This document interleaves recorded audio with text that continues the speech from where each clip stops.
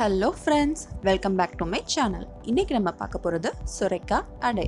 வாங்க எப்படி செய்யலான்னு பார்க்கலாம். First 200 grams idli rice add பண்ணிப்போம். கூடவே 2 ஸ்பூன் ரைஸ் ஆட் பண்ணிக்கோங்க. எப்போதும் ரைஸ் தான் பருப்போட ஜாஸ்தி இருக்கணும், அப்போ தான் தோசை நல்லா கிறிஸ்பியாக வரும். 100 கிராம்ஸ் கடலைப்பருப்பு, 100 கிராம்ஸ் துவரம்பருப்பு. இப்போ இது எல்லாத்தையும் மிக்ஸ் பண்ணி நல்லா தண்ணியில் கலைஞ்சி அது ஃபில் ஆகிற அளவுக்கு தண்ணி ஊற்றி 1 hour ஊற வச்சுருவோம். இப்போது அதுக்கு தேவையான பொருள் பார்த்துருவோம். சுரைக்காய் கட் பண்ணி வச்சுருக்கிறேன். பாதி சுரைக்காவை கிரைண்ட் பண்ண போகிறோம், பாதி சுரைக்காவை நல்லா வதக்கி போடணும். அப்புறம் ஆனியன் 2 கட் பண்ணி வைக்கிறேன். கொஞ்சம் தேங்காவை சின்னதாக கிரைண்ட் பண்ணுறதுக்கு என்னெல்லாம் வேணும்னு பார்த்துருவோம். ஒரு சின்ன துண்டு இஞ்சி, அது கூட ரெட் சில்லிஸ் ஆட் பண்ணிக்கலாம். நான் ஒரு 20 ரெட் சில்லிஸ் ஆட் பண்ணியிருப்பேன். நம்ம ரைஸ் அளவுக்கும் பருப்புக்கும் இந்த ரெட் சில்லிஸ் கண்டிப்பாக வேணும். எப்போதும் இந்த அடை காரமாக இருந்தால் தான் ரொம்ப டேஸ்ட்டாக இருக்கும். ஸோ நான் 20 ரெட் சில்லிஸ் ஆட் பண்ணியிருக்கிறேன்.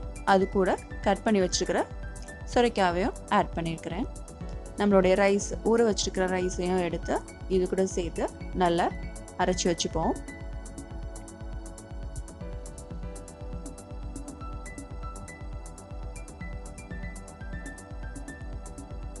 இப்போது நம்ம அரைச்சி வச்சுருக்கிற மாவு ரெடி ஆயிடுச்சு. பாருங்கள், ரொம்ப நைஸாக அரைச்சிடக்கூடாது. கொஞ்சம் பிறுபிறுன்னு அரைச்சாதான் நம்ம தோசை நல்லா சாஃப்டாக வரும்.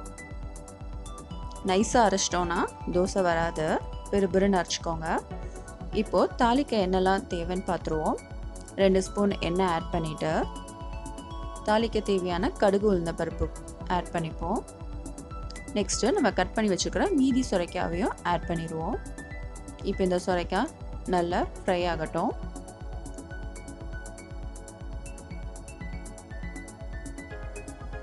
நம்ம அரைச்சி வச்சுருக்கிற மாவில் என்னெல்லாம் மிக்ஸ் பண்ணலான்னு பார்த்துருவோம்.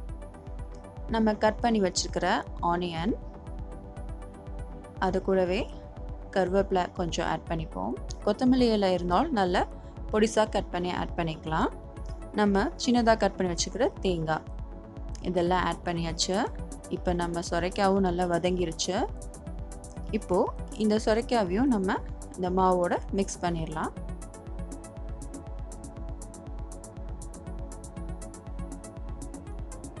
ஓகேங்க, நெக்ஸ்ட்டு காயப்பொடி ஆட் பண்ணிடுவோம். காயப்பொடி ரொம்பவே மஸ்ட்டு. அது கூட நம்மளுக்கு தேவையான அளவு உப்பு, இது எல்லாத்தையும் ஆட் பண்ணியாச்சு. அவ்வளோதான், நம்ம மாவு ரெடி ஆயிடுச்சு. எல்லாத்தையும் நல்லா மிக்ஸ் பண்ணிடுவோம். நம்ம மாவு ரொம்ப கட்டியாக இருக்குது. இது கூட எவ்வளோ வேணுமோ அவ்வளோ தண்ணியை ஆட் பண்ணி நல்லா ரெடி பண்ணிடலாம். பாருங்கள், நம்ம மாவு நல்லா ரெடி ஆயிடுச்சு. இந்த அளவுக்கு இருக்கணும். இப்போது நம்ம தோசை ஊற்றிடலாம்.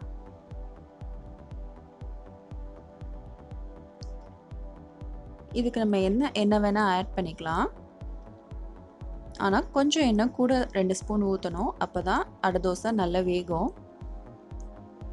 நான் தேங்காய் எண்ணெய் யூஸ் பண்ணியிருக்கிறேன். இது ரொம்பவே நல்ல வாசனையாக நல்லா இருக்கும்.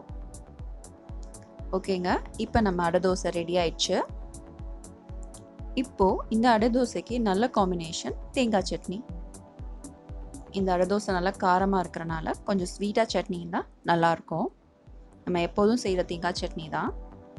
2 பச்சை மிளகாய், கொஞ்சம் தேங்காய், 2 ஸ்பூன் பொரிகடலை ஆட் பண்ணிப்போம்.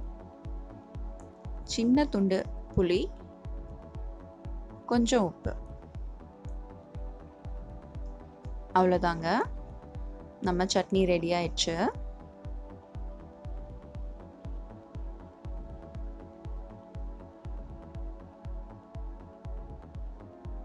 இந்த காம்பினேஷன் ரொம்ப நல்லாயிருக்கும். நீங்களும் இந்த டிஷ்ஷை கண்டிப்பாக ட்ரை பண்ணி பாருங்கள். Have a nice day.